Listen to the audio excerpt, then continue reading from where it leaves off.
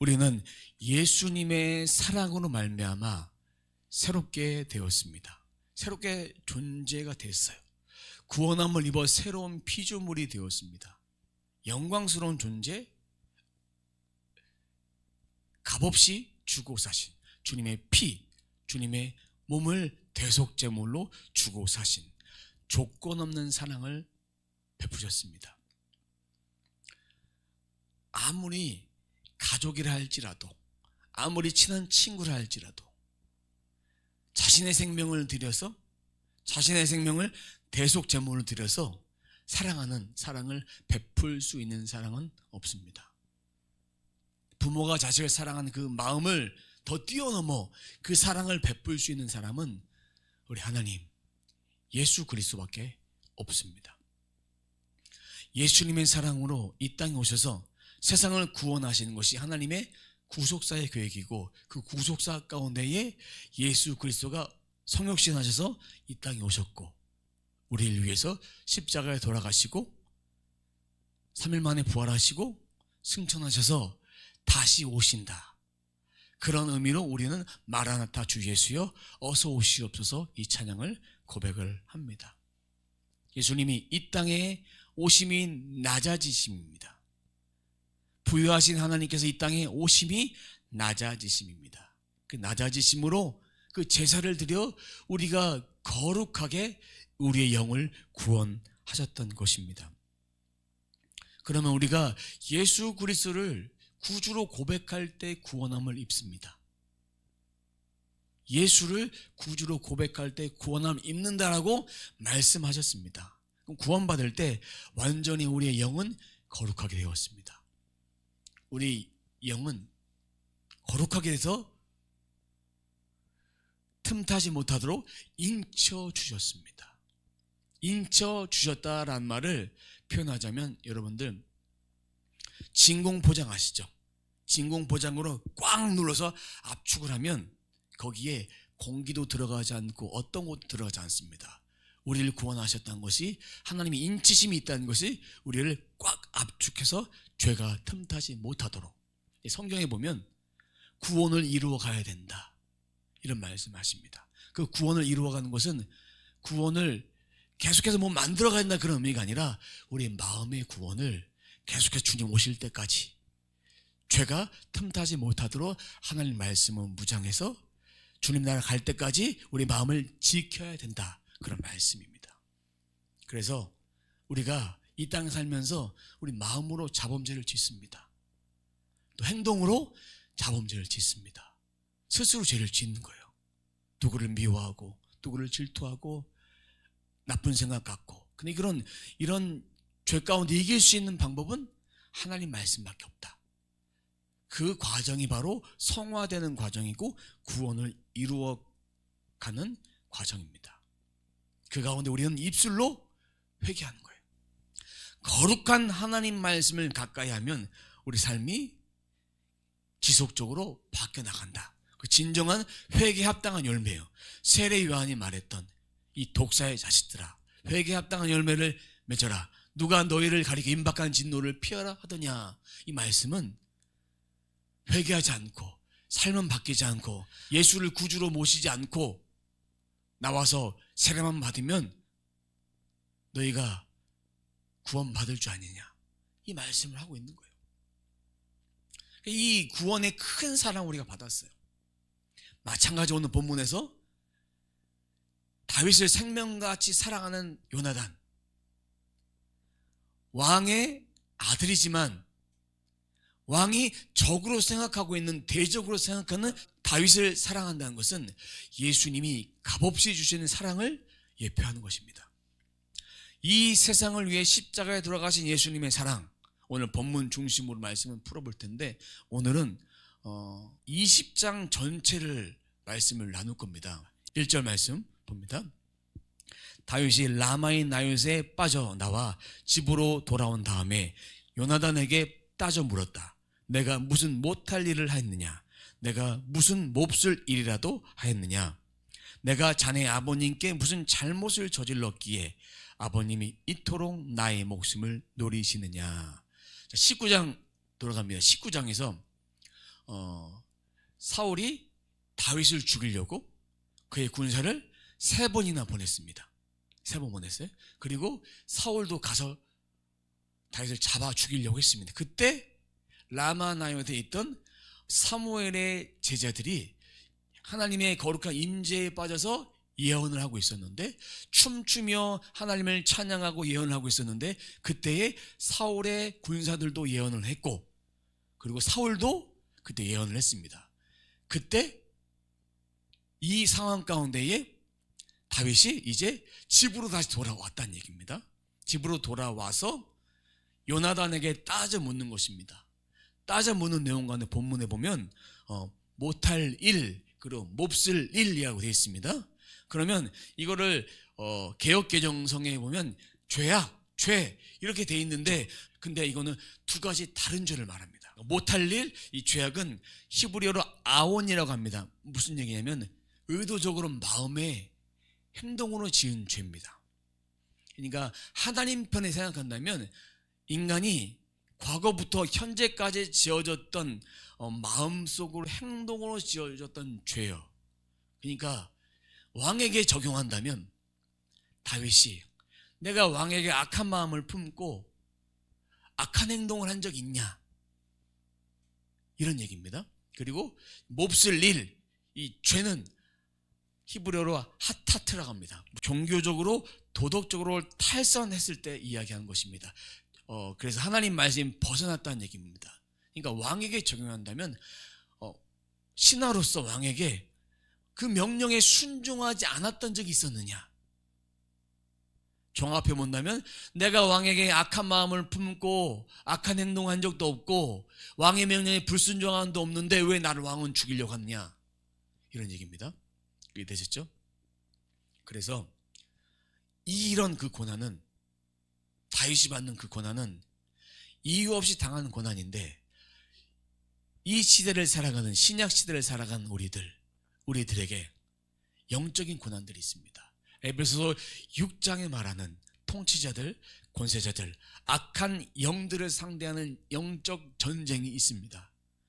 사울 왕은 악한 영의 지배를 받고 있어서 그런 영의 지배를 받아서 그런 공격을 하는 것입니다.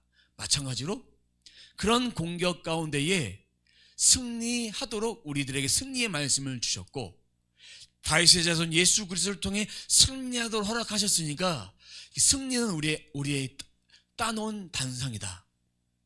근데 그런 영적 공격 가운데 그 공격을 승리하도록 하나님 붙들 것이다, 그런 말씀으로 이해하시면 됩니다. 이유 없이 당하는 고난이니까 고난 가운데 다윗은 하나님을 붙들고 있었다. 2절입니다. 요나단이 그에게 대답하였다. 자네를 죽이시다니 결코 그런 일은 없을 것이세.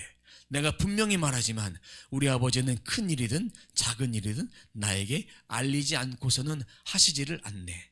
그런데 우리 아버지가 이 일이라고 해서 나에게 숨기실 까닭이 무엇이겠는가? 그럴 리가 없네.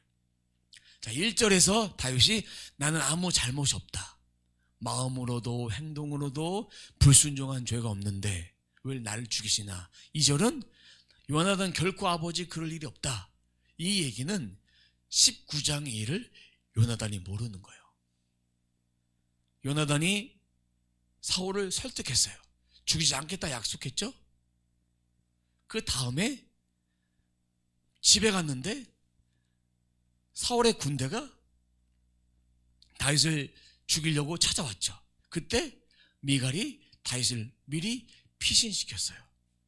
그 다음에 라마나요에서 간 거예요. 이 사건들을 모르는 거예요.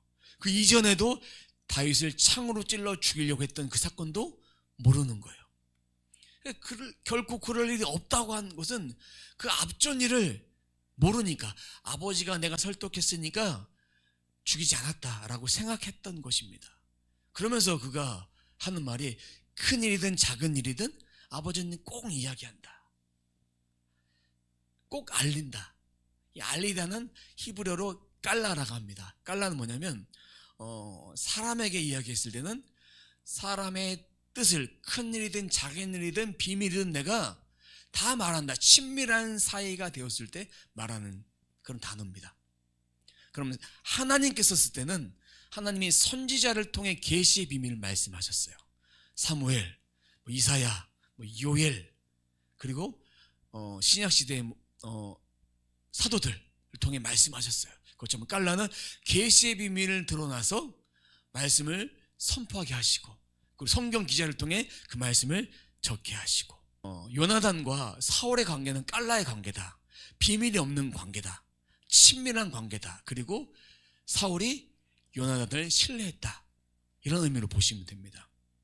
그래서 결코 그런 일 없다라고 말하니까 3절에 다윗은 읽진 않을게요. 3절에 자네와 나는 친구 관계고 언약 관계를 맺었으니까 아버지가 그 일을 알면 자네가 속상할 것도 알고, 그리고 나에게 그 죽이려는 그 계획을 다 이야기할 것 같으니까 이야기하지 않았다라고 얘기하는 거예요. 당장 가서 말해버릴 것이니까 얘기하지 않았다라고 말하는 것입니다. 19장 1절 보면 다윗의 죽일 계획을 신하들과 요나단에게 있는 자리에서 이야기했어요. 그리고 19장 4절 5절에 보면 요나단이 사울 왕을 설득했어요. 왕에게 선한 일을 했던 존재다. 다시 죽이려고 했고 미갈이 도움 피신했고, 요나단도 앞으로 그리할 것을 알았고, 그렇기 때문에 말을 안 한 거예요. 근데 요나단이 이 이야기를 듣고 다윗을 돕기로 결심합니다. 내가 너를 위해 해야 될 게 무엇이냐, 내가 하겠다.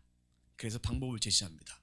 방법이 뭐냐, 3일 동안 내가 숨어 있을 테니까 월삭 절기가 되면 내가 가족들과 함께 매년 제사를 드리는데 그때 가야 되니까 내가 월삭 자리에 참석하지 못하는데, 그때 아버지가 너의 생각이, 그러니까 요나단이 그 허락한 것을 좋게 여기면 아버지가 나를 죽이지 않는 것이고, 좋게 여기지 않고 화를 내면 나를 죽이는 것이다. 개역성경 5장 상반절 말씀 함께 보도록 하겠습니다.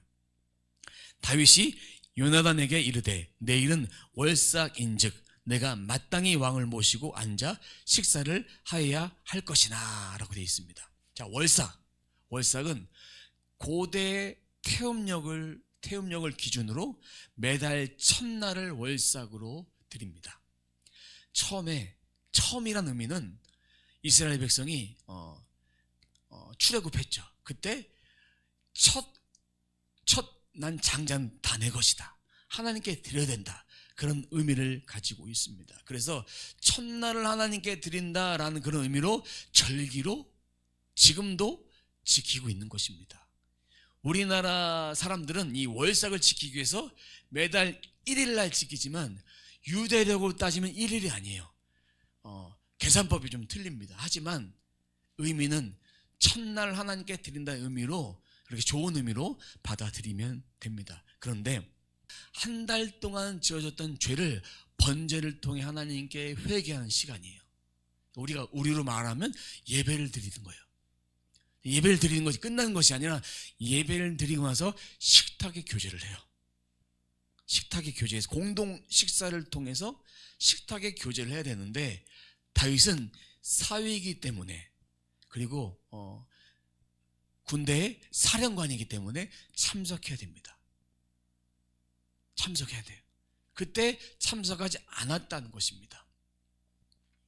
근데 우리가 여러 가지 절기를 지키지만 절기의 완성자 되신 예수 그리스도, 모든 절기가 완성자 되신 예수 그리스도, 절기는 예수 그리스도로 취약이 되는 거예요.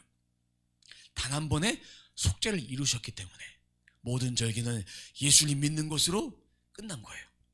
근데 5절에 보니까 모레 저녁까지 들녘에 숨어 있겠다, 3일 저녁까지 숨어 있겠다. 그럼 첫째 날, 둘째 날 식사를 하고 셋째 날까지, 월삭이 다 끝나는 3일째 되는 날까지 숨어 있겠다 했는데, 19절 말씀 보면 그 들녘이 어디냐? 에셀바이다. 에셀바이는 떠나다, 이별, 또 새로운 시작, 이런 거를 뜻을 가지고 있습니다. 관례상 월삭절기 이틀 동안 하는데 3일째까지 숨어 있다가 이제 사울의 반응을 보겠다는 것입니다. 사울의 반응. 6절에 보면 아버님이 왜 안 보이냐? 처음부터 묻지 않았어요. 두째 날 물었어요. 반응이 잘했다. 이 잘했다라는 의미는 요나단, 너의 선택이 옳다라고 말하면 괜찮은데 화를 내면 해칠 것으로 알고 이제 언약을 맺습니다. 앞으로 일어날 일에 대해서 나의 가족을 지켜주어라. 나의 집안을 보필해 주어라. 내가 나의 집안을 해치지 말아라. 이런 언약들의 내용이 나옵니다. 그 말씀이 바로 14절, 15절, 16절, 17절의 언약인데 한번 읽어보도록 하겠습니다. 그 대신에 내가 살아있는 동안은 내가 주님의 인자하심을 누리며 살 수 있게 해주게. 내가 죽은 다음에라도 주님께서 자네 다윗의 원수들을 이 세상에 다 없애버리시는 날에도 나의 지방과 의리를 끊지 말고 지켜주게. 그런 다음에 요나단은 다윗의 집과 언약을 맺고 말하였다. 주님께서 다윗의 원수들에게 보복하여 주시길 바라네. 요나단은 다윗을 제 몸처럼 아끼는 터라 다윗에게 다시 맹세하였다. 이 맹세란 거예요. 장래일까지. 이제 다윗에게 죽이지 말라고 한 이유가 뭐냐? 고대 중곤동에는 두 가지가 있습니다. 첫 번째는 사울 왕의 경우입니다. 사울 왕이 실력이 뛰어나서 다른 사람이 왕이 될 것 같은 사람이 있으면 먼저 죽이는 거예요. 그것이 고대 중곤동의 풍습입니다. 또 한 가지는 새로운 왕이 일어나면 그 전에 일어났던 왕의 가족들은 다 죽이는 거예요. 몰살 정책이 있었습니다. 우리나라도 새로운 왕이 일어나면 이전의 왕조는 다 죽입니다. 그리고 현재 왕조가 있을 때 왕이 될 만큼 뛰어난 사람을 죽여요. 독약을 먹이든 어떻게 뭐든 계략을 세워서 다 죽입니다. 그것이 고대 중곤동이나 우리나라나 그런 풍습을 가지고 있었습니다. 그래서 하나님으로부터 폐해당한 것은 알고 있었고 새로운 왕조가 다윗인 것을 알았기 때문에 나의 집안 지켜달라는 부탁, 언약을 했던 것입니다. 그런데 31장 말씀을 보면 요나단은 죽습니다. 사울 왕과 함께 길보아 전투에서 죽어요. 길보아 전투에 죽어요. 다윗이 왕이 된 것을 그는 보지 못합니다. 이 말씀은 나중에 그의 아들 무비보셋을 지켜줘요. 남은 그 아들을 다윗이 생명같이 지켜줘요. 그런 일을 행합니다. 그래서 요나단은 현재 다윗의 조력자로 사용하신 것입니다. 그 역할로 쓰임받은 존재다.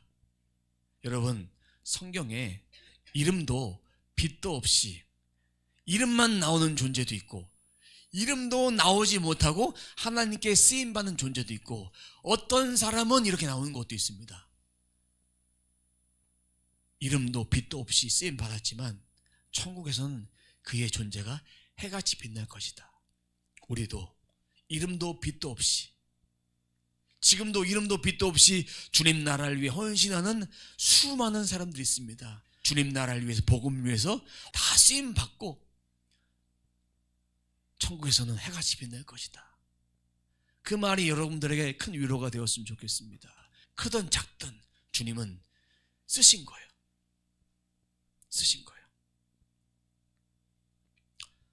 다윗은 이 요나단과의 약속을 지킵니다. 사울 왕을 죽일 수 있는 기회가 있었습니다. 칼을 대고 죽일 수 있는 기회 있었지만 기름 부으신 왕 내가 죽이지 않겠다. 하나님이 심판해 달라고.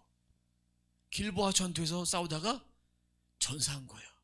그 가족들 다 죽고 그 자녀들 다 죽고 그 아들 요나단의 아들 무비보셋만 살아서 다윗에게 은총을 받게 됩니다.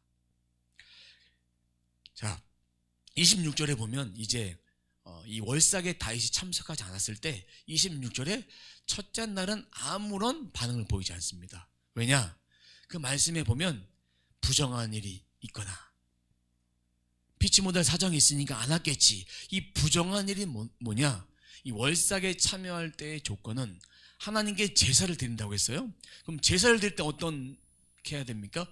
옷을 빨거나 또 시체를 만졌거나 또 싸움에서 전쟁했거나 또 여자를 가까이 했거나 이러면 부정한 것은 그날이 지나야 부정이 해결이 됩니다. 그러니까 그날은 참석하지 못했겠다라고 생각을 했던 거예요. 그리고 30절에 보니까 화를 냅니다. 화를 내요. 소리치며 화를 냅니다. 그때 30절에 보니까 이세 아들 어디 갔냐? 물어봐요. 이세를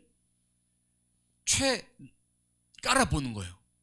이세 아들, 자기 사위고 군대 사령관인데 깔보는 거예요. 낮게 깔아보는 거예요. 그러면서 이제 31절 하반절에 개역개정 성경에 보면 이렇게 번역하고 있습니다. 이제 사람을 보내어 그를 내게로 끌어오라. 그는 죽여야 할 자니라. 왜요? 뛰어난 자니까 고대 중군동의 전통에 따라서 죽이는 거예요. 왜냐하면 이 다윗을 죽여야 내 아들 요나단이 왕이 되니까 너와 내 나라가 온전히 서지 못한다라고 말씀하고 있습니다. 아버지가 죽인다는 사실을 이제 확인했어요. 그 다음에 이제 요나단이 했던 말이 있어요. 왜 다윗이 죽여야 됩니까? 왜 죽이려고 하십니까? 했을 때 창을 들고 요나단을 죽여보려고 합니다. 죽이려고 해요.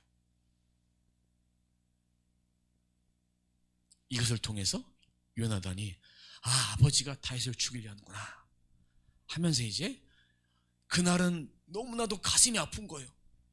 내 사랑하는 아버지가 왜 다윗을 죽이려고 할까? 그 다음날 에셀바위가 있는 곳으로 갑니다. 들녘으로 갑니다. 미리 준비한 화살 3발을 준비해요. 3발 준비해서 종을 데리고 나가서 주워오게 합니다. 미리 약속한 건 뭐냐면 가까운 데에 떨어지면 다윗은 무사하다. 먼 곳에 떨어지면 다윗 도망쳐라. 그런 의미를 가지고 있습니다. 근데 화살을 먼 곳에 떨어뜨리고 병사한테 이 종한테 주워오라고 이렇게 시킵니다. 그 다음에 다윗을 만나러 갑니다. 만나서 다윗이 요나단에게 절을 3번 합니다. 왕에게 극진하게 왕의 대우를 한 것입니다. 그리고 나서 요나단이 부탁을 합니다. 잘 가라고 떠나보내면서 축복해주고 떠나보냅니다. 여기 말씀에 보면 19절에 에셀바에 숨어있다 했고, 에셀바의 뜻이 뭐라고 했습니까? 떠남, 새로운 시작, 이별이란 뜻이 있다고 했습니다. 그러니까 이 에셀바에 있었던 그 자체가 예언적으로 보여주는 거예요. 다윗이 사울과의 그런 대적의 관계를 통해서 10년가량 광야에서 훈련받게 되는 거예요. 이것도 하나님의 구속사를 이루기 위해서 다윗의 자손 예수 그리스도 하나님 마음에 합한 왕을 세워서 다윗이 통해서 예수 그리스도가 이 땅에 오시도록 하기 위한 하나님의 계획이 담겨져 있습니다. 왕은 그냥 세워진 것이 아닙니다. 왕은 훈련이 필요합니다. 그에게 필요한 연단이 필요합니다. 단단하게 만든 그런 과정도 필요합니다. 다윗은 어떠한 상황 속에서도 흔들리지 않았습니다. 그 훈련을 잘 감당해냈습니다. 다윗은 먼저 하나님께 물었습니다. 하나님이 가라 하면 가고 서라 하면 서고 움직이지 마라 하면 서 있었습니다. 선지자에게 가라 하면 가고 음성 들으라 하면 듣고, 그리고 이 광야 생활을 통해서 내 마음을 고백하는 그런 하나님의 음성을 주시면 시로 고백하고 시편을 썼던 거예요. 이 모든 것이 하나님의 구속사를 이루기 위한 과정입니다. 시편 119편 71절에 다윗이 고백합니다. 고난은 내게 유익이라 고백합니다. 지금 당한 고난은 내게 유익이라 말씀하면서 그 다음 구절이 있습니다. 주의 율례를, 고난을 통해 주의 율례를 깨달았노라. 무슨 얘기냐? 고난을 통해 주의 말씀을 깨달았노라. 고난이 유익인 이유는 주의 말씀을 깨닫기 때문에 유익인 거예요. 하나님이 인간을 세워 가시는 데 있어서 고난은 유익으로 사용하십니다. 우리의 신앙을 연단시키기 위한 고난이 있습니다. 또 다른 고난은 뭡니까? 우리의 욕심 정욕으로 인해 절제하지 못하고 인내하지 못해 받는 고난이 있습니다. 그 고난은 누구 때문입니까? 나 때문에 받는 거예요. 내 자신 때문에 받는 거예요. 복음 때문에 받는 고난이 유익한 겁니다. 다윗, 내가 잘못된 선택으로 받는 고난은 징계와 같고 유익하지 않습니다. 안 받아도 될 그런 고난인데 받은 거예요. 하나님이 주신 것이 아니다는 것입니다. 하나님은 고난을 주시면서 옛다 이렇게 아무 의미 없이 주지 않습니다.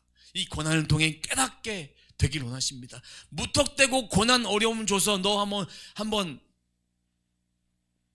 어디까지 하나 보자 이렇게 말씀하시는 하나님이 아닙니다. 하나님은 고난을 통해 달아보시고 나를 세우기 위해서 복음 때문에 그의 고난을 주셔서 인내하도록 만드신다는 것입니다. 하나님은 우리들에게 좋은 것을 주십니다. 선한 것 주십니다. 매일매일 새로운 것을 주십니다. 오늘보다 내일이 더 행복하고 기쁘고 즐겁습니다. 우리는 새로운 피조물로 인치심을 받았다고 했습니다. 인치심, 진공 상태로 압축해서 우리의 영을 인치심 하셨다고 했습니다. 그때 우리의 영에 말씀을 주셨어요. 복음을 주셨어요. 그리고 이제 그 복음을 우리가 말씀을 읽으면서 혼에 새기는 거예요. 영의 힘이 다 주셨는데 그 말씀을 기억하면 되지 않나요? 그 말씀이 바로 성경입니다. 성경을 내 마음에 품어 읽는 거예요. 그럴 때 진리 안에서 구원을 이루어 갈 수 있는 것입니다. 이 말씀의 의미를 깨달아야 영적 전쟁 가운데 이길 수 있습니다. 영적 전쟁은 우리 입술로 이기는 것이 아니라 하나님의 능력으로 이기는 것이고 말씀으로 이기는 것이고 성령으로 이기는 것입니다. 넘어져도 일어날 수 있는 이유는 이 말씀 때문이고 우리를 구원하신 그 구원의 은총 때문에 일어날 수 있는 것입니다. 넘어졌다 일어났어요. 그럼 그거 다시 시작하는 것이 아니라 그냥 그 자리에서 다시 그 자리에서 이제 계속 되는 거예요. 구원의 과정이 넘어지는 것이 아닙니다.